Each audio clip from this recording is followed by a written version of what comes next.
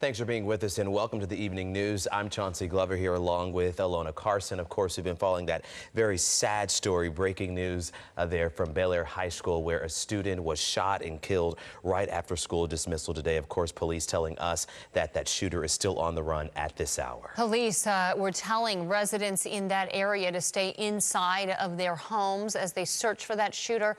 Our own Maya Shea has been following all of the latest breaking developments from the ground there. Maya?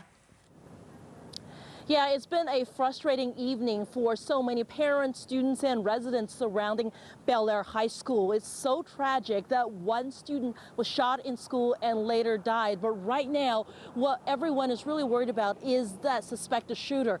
Has that person been placed under arrest? Where might that person be? Should people around here be concerned? And if so, how much? Well, they were hoping for some answers from the interim superintendent, Dr. Latham. She gave a news conference a short while ago. Unfortunately, she didn't answer any questions.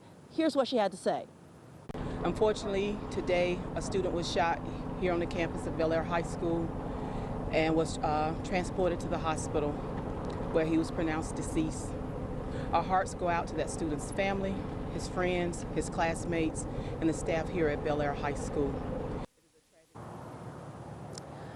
The only question that Dr. Latham actually did answer was that, yes, school will be back open tomorrow, Wednesday morning, with extra security and counselors on hand. But until a suspect is captured or we know more information about the motive behind the shooting, many parents, teachers, and students would be reluctant to return to school with the suspect still out there unless they have some answers. We are told, of course, that Bellaire, the city of Bellaire Police Department, is the lead agency in the shooting. We're hopefully getting some more answers from them at some point tonight.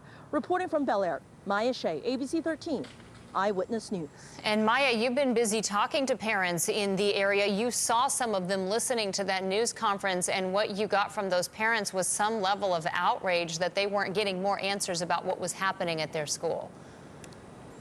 Absolutely. A mother who watched it actually followed Dr. Latham and members of the HISD Police Department into the building where she at least tried to go in and screamed after them, "What about my child? They have school tomorrow. Can you answer any questions? We don't want to send our children back to school." Those are some of the thoughts that parents are saying. And you know, it's been a frustrating year for the parents because HISD has gone through so much turmoil. They're trying to make sure that their kids get a good education. And this is the third or fourth gun-related incident that's happened at Bellaire High School since the beginning of the 2019-2020 school year. So since last September, this is just the second one that I've personally reported on. So a lot of people here are frustrated. They would like more clarity from the school district, from the police department, and they're hoping to get that sooner rather than later. And Maya, you talked about earlier that incident back in October. You were standing in that same spot covering that incident. And during that time, you also said HISD would also not comment on that particular incident involving a gun there at the school back in October. Yeah, that's right. In that incident, a student, as best as information we could gather, a student dropped the backpack and there was apparently a gun inside the backpack and it went off. Nobody was hurt. I then attended an event where Dr. Latham and members of the school board were all at. We tried to talk to the interim superintendent about this specific incident. She would not answer any questions. It just happens the local congresswoman had a gun sense forum that day. So a number of Bellaire High School students who were part of that were actually there. They spoke about their concerns. They're student activists who want to increase gun awareness and safety in their own schools. And today, they're very concerned about what's been happening. They're all talking to each other, and they're hoping that the adults in the room and in the district provide them some guidance and some answers. All right, Maya Shea, they're reporting from Bellaire High School tonight. Thanks for staying on top of that for us, Maya. All right, everybody wanting answers from police as well. Our own Jessica Willie has been getting anything available and also following the timeline of events and how all of this unfolded. Jessica, what can you tell us? Yeah, initially we were told that HISD Police Department was in charge of this investigation, in charge of this scene, but now HISD's interim superintendent, as Maya just reported, told us that the Bellaire Police Department has taken over. So we are hoping to hear more from them shortly, although we have not seen anybody come out of Bellaire High School in quite some time. Bellaire Police, HISD Police, Bellaire Fire Department here still at the school. They brought in canines earlier to search the school, because what we understand happened is that this shooting happened and then the gunman took off and might be hiding inside the school. But as we have been reporting, the city of Bellaire did send out a notification email and messages to residents here in Bellaire telling people to shelter in place, to lock their doors, as there is an active search for this alleged shooter. This shooting happened around 4 o'clock this afternoon, right at the end of school during 7th period. We're told students tell us that they heard one gunshot coming from like the courtyard area, and then they were told via a message over the intercom to evacuate. So then everybody rushed out of the school. That student was brought out on a stretcher with CPR in progress. We later learned that the student died, first confirming it through HISD sources and then through the superintendent, the interim superintendent, just a few minutes ago. So that the victim, also a student, we believe the alleged shooter, also a student here at Bellaire High School. Parents say that they got the news fast. It traveled fast from their kids, from other messages going out. And when they heard the news, we talked to several parents who just rushed over here. This is going to be the second time my son has been around a gun-related incident this year. The first time was his best friend, and now this. And I just don't understand why this stuff keeps happening. I attended Bellaire, and my mother and my aunt attended Bellaire. Our whole family, I mean, we love this community. We love this school. And I just don't understand what could ever make a child want to pick up a gun. Yeah, so just terrible, tense moments for parents as they learn that there was a shooting here at Bellaire High School. Bellaire High School, right in the middle of Bellaire, considered a safe community, a safe small city, if you will. Again, an active search for the shooter. We believe that the search is going on inside the school, but we have been asking a lot of questions and not getting many answers. We haven't seen anybody come out of that school with, a possible suspect, or the dogs come out of that school. So we believe the search still remains there. But again, Bellaire, the city of Bellaire, via also the police department, sending out messages to residents that this shooter is still at large and to keep their doors locked, shelter in place if they can. Parents are going to want to know, what about tomorrow? I know Maya just reported that the school is open tomorrow, but who knows how long this search will be going on.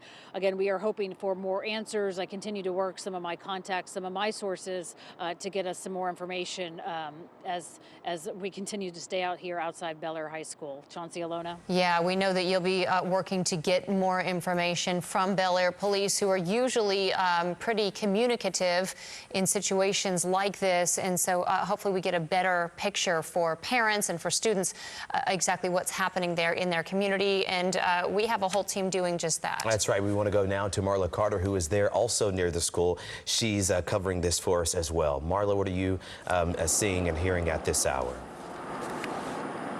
Well, Chauncey, we are just outside in the neighborhood, about a block or so from Bellaire High School. And as Jessica mentioned, they've been asking residents to stay at home, to avoid the area. And you can see it's very quiet. I've talked to a number of residents. They just want to know what's going on, obviously very concerned. And really, again, the big concern is the fact that we don't have a lot of information. What we do know is that about 2 hours ago, the city of Bellaire put something out on social media, on Facebook, and they said there is a shooting at Bellaire High School. The suspect is still at large. Please avoid the area or remain in your home, and you will be notified by the city for further information. So right now, all these residents are pretty much on edge, and we're not seeing a whole lot of activity out here in the neighborhood, but a lot of people asking what's going on, what's happening, and a big question for them, and of course a big concern, as Maya mentioned, there have been several recent shootings, and that's a major concern for some of the residents here. And of course, if a suspect is still at large, that's a concern for them as well. So on our way here this evening, we did see a number number of police officers in the area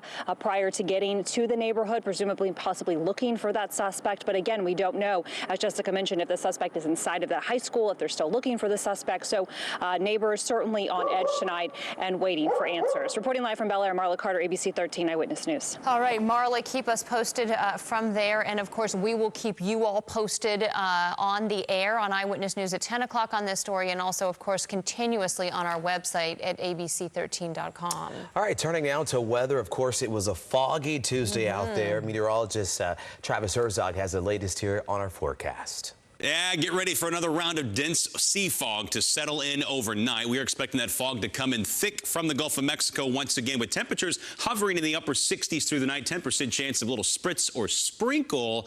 The one thing that might keep the fog from being as dense tomorrow morning as it was this morning is that the winds will be just a touch stronger. Here's a look at our color-coded fogcast to kind of help us pinpoint where the visibilities are dropping off at their worst. By 8 o'clock this evening, notice how we have widespread half-mile visibilities. Dense fog is technically 1/4 mile or less, and we're not seeing as much dense fog in the computer. It's a close call here on this one, but I think that, again, that's because of the slightly stronger winds that will be coming in. Either way, prepare for some fog that could be dense in spots, and don't expect to see any sunshine until we get closer to the noon hour. By 9 a.m., that fog begins to erode and lift from west to east, and by noon, it's improved everywhere except along the upper Texas coastline. We're still looking at dense fog lingering in the nearshore waters because the warm, humid air is overrunning cooler shelf water temperatures. It's an efficient fog-making machine. Now, the average high Wednesday is 63. We are forecasting a high of 80, which is not only above average, that would be a record-breaking high.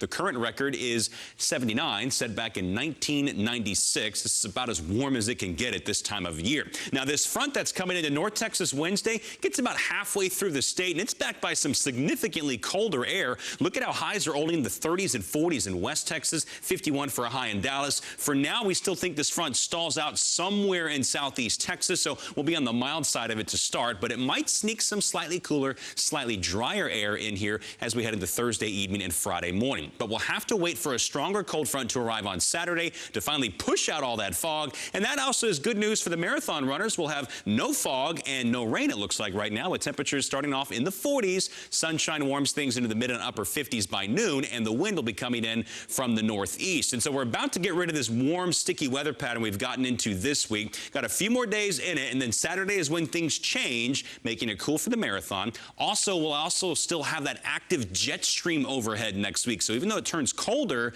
it doesn't necessarily turn drier. A 30% chance of rain now on Martin Luther King Day, with high temperatures struggling to make it out of the 40s. And that'll be the case many days next week with that overlap of cold temperatures and moisture. You'll definitely want to pay attention to the forecast as we get deeper into the month of January. Okay, lots of cool, chilly temperatures on the horizon there, Travis. Thank you. And that's going to do it for us here tonight on the Evening News. Of course, we hope you join us tonight on ABC 13 at 10 o'clock. Have a great night, friends.